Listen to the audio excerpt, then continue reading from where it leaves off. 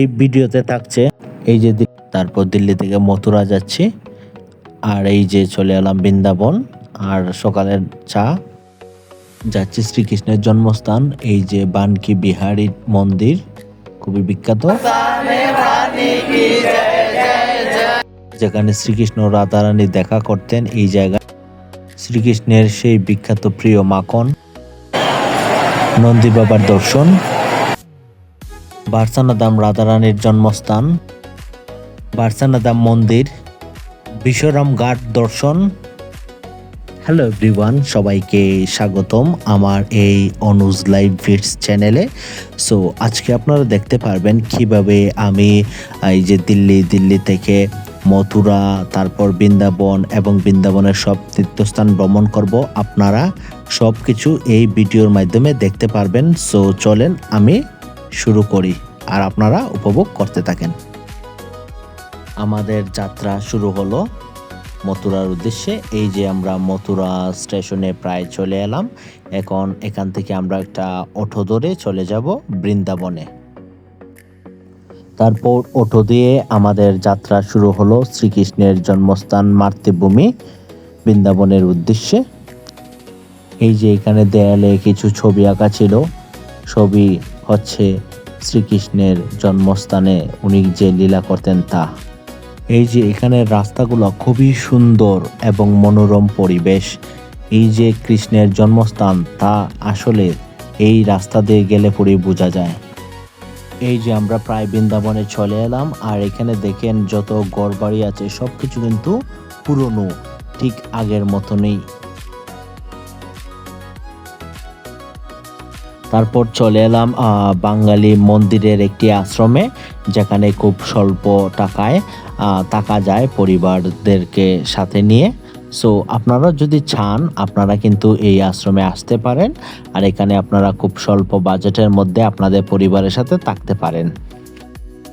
তারপর রাতের বেলায় রুম থেকে বের হয়ে আমি এবং আমার দিদা মামা তাদেরকে নিয়ে চলে গেলাম মন্দির দর্শন করতে।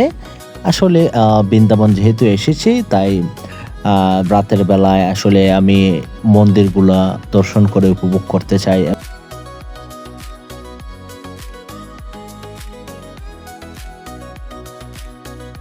আবার ছুটলাম আমরা আরও মন্দির দর্শন করার উদ্দেশ্যে।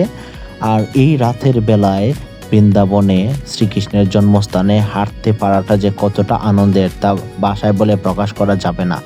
এই যে হচ্ছে আপনার শ্রী গণেশের মূর্তি, রাধারানী ও শ্রীকৃষ্ণের মন্দির, আরও অনেক জায়গায় এরকম মন্দির রয়েছে যা সত্যি খুবই মনোমুগ্ধকর।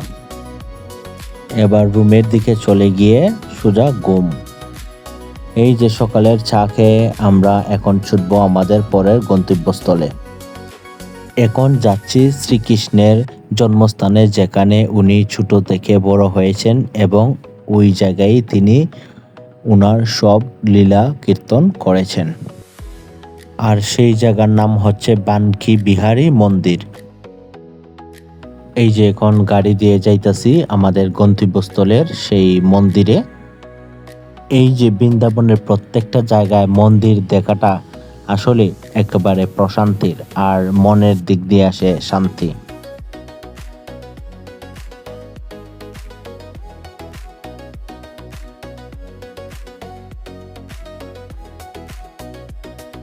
তারপর আমরা খাবার জন্য একটা বিরতি নিলাম, আর এটা আসলে একটা কৃষ্ণময় রেস্টুরেন্ট, যেখানে আপনি সব নিরামিষ খাবার পাবেন। আমরা আলু পরোটার চাটনি অর্ডার করেছিলাম, যদিও খাবারটি নিরামিষ, কিন্তু স্বাদের দিক দিয়ে একেবারে ফাটাফাটি। খুব তৃপ্তি করে খেয়ে নিলাম, আর খুব মজাদারও ছিল। তারপর আবার গাড়ি দিয়ে আমাদের যাত্রা শুরু করলাম। এই যে চলে এলাম বানকি বিহারী মন্দিরের রাস্তার দিকে। আর এই মন্দিরটি খুবই বিখ্যাত, যেখানে আসলে প্রতিনিয়ত ভক্তদের খুব বেশি ভিড় হয়। এই যে আমার মামা, উনি আপনার ছবি তুলতেছেন এই যে দৃশ্যগুলা সুন্দর করে ক্যাপচার করার জন্য। এখানের ঘরবাড়িগুলো ঠিক আগের সেই আদিকালের মতো তৈরি করা হয়েছে, যেন শ্রীকৃষ্ণের স্মৃতিগুলো জড়িয়ে থাকে এই বৃন্দাবন স্থানে। এই যে চলে এলাম বানকি বিহারী মন্দিরে, এটা হচ্ছে আপনার ভিতরের দিক মন্দিরের। এই যে সেই বানকি বিহারী মন্দিরের দৃশ্য সত্যি অসাধারণ, মনোমুগ্ধকর, একবারে চোখ জুড়ে যায় দেখলে, আর মনে একটা পবিত্রতা বয়ে আনে, যেটা ভাষায় বলে প্রকাশ করা যাবে না। আসলে শ্রীকৃষ্ণের জন্মস্থান সত্যি এক মহামায়া। রাধে রাধে রাধে রাধে রাধে রাধে রাধে রাধে রাধে রাধে बरसाने वाली की जय जय जय, बोलो बरसाने वाली की जय जय जय, बोलो बरसाने वाली की जय जय जय। মন্দিরে পুরোহিতের সাথে নাম সংকীর্তন করার পরে চলে এলাম উপরের স্থানে, যেখান থেকে পুরো মন্দিরের দৃশ্যটা উপভোগ করা যায় নিজের চোখের মধ্য দিয়ে। এই জায়গাটি শ্রীকৃষ্ণের জন্মস্থান এবং আমাদের সব ভক্তদের জন্য হলো এটা মেইন প্রাণকেন্দ্র। এখন যাচ্ছি শ্রীকৃষ্ণ ও রাধারানী যে জায়গায় দেখা করতেন এবং তারা দুজনে প্রেম বিনিময় করতেন, সেই বিখ্যাত এবং মধুর স্থানে যাচ্ছি আমরা। এই যে আপনারা জমিগুলো দেখতে পারতেছেন, সেইগুলো সবই হচ্ছে আপনার ভগবান শ্রীকৃষ্ণের বাবা নন্দ মহাশয় উনার জমিগুলো।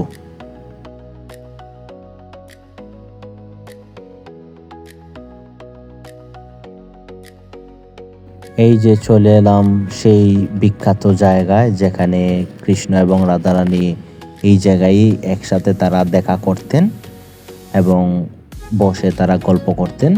এই যে জায়গাটা দেখেন আসলে খুবই মনোমুগ্ধকর, যেটা চোখে একেবারে প্রশান্তি বয়ে আনে এবং মনে এক পবিত্রতা আনে, যা সত্যি অসাধারণ। এবার আমরা যাচ্ছি রাধারানীর জন্মস্থান বারসানা ধামে। গাড়ি থেকে নেমে আমরা হেঁটে হেঁটে যাচ্ছি বারসানা ধাম মন্দিরের উদ্দেশ্যে।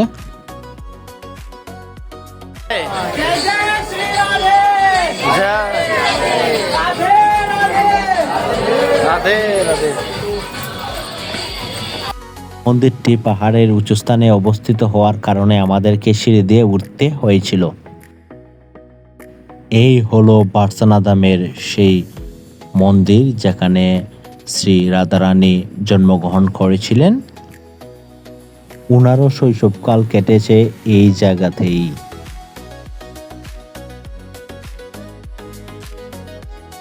রাধারানীর মন্দিরে উঠব এই যে উপরের সিঁড়ি দিয়ে।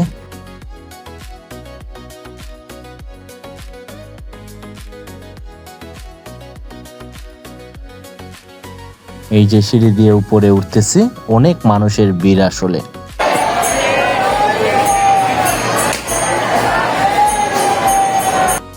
এই যে হলো বারসানা ধাম মন্দিরের ভিতরের অংশ, অনেক মানুষের সমাগম আসলে হয়ে থাকে সব সময়। এই যে হলো দিদার মামা, এই যে হলো নন্দ বাবা, উনার কানে আপনি সবকিছু আপনার সুখ দুঃখ শেয়ার করতে পারবেন। এই যে মন্দিরের বাহিরের অংশটি খুবই খুবই চমৎকার দেখতে। অনেক মানুষের সমাগম হয়ে থাকে এই মন্দিরে মা রাধারানীর দর্শন পাবার জন্য। তারপর শ্রীকৃষ্ণের প্রিয় মাখন খেলাম, খুবই খুবই সুস্বাদু ও তৃপ্তিময় খাবার, যা মনে পবিত্রতা আনে। এবার আমাদের যাত্রার উদ্দেশ্য হলো বিশ্বরাম ঘাট। এই যে বিশ্বরাম ঘাট, এখানে যমুনা নদী আছে। বিশ্বাস করা হয় যে এখানে স্নান করলে পাপ মুক্তি হয়। অনেকেই এটাকে গঙ্গার সমান পবিত্র স্থান বলে মনে করেন। খুবই সুন্দর ও চমৎকার একটি জায়গা।